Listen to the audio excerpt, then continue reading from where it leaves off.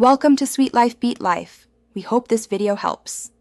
In this video, I will explain how to play PUBG Mobile with an Xbox controller. Many players find that using a controller can significantly enhance their gaming experience, offering more precise aiming and movement.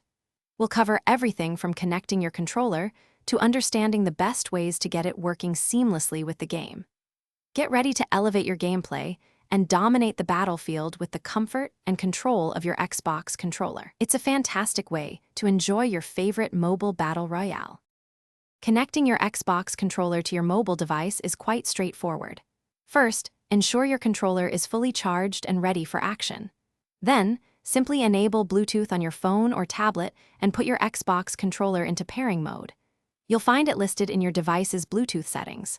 Once paired, your controller is connected, and you're one step closer to a more immersive PUBG Mobile experience. It's a quick and easy process to get started. It's important to know that PUBG Mobile has limited native controller support, meaning not all actions might work directly without additional steps. However, don't worry. This is where third-party mapping tools come in handy.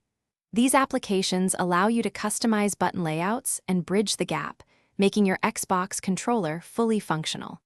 We'll explore how these tools can transform your gameplay, giving you the full control you desire for an optimal and competitive experience.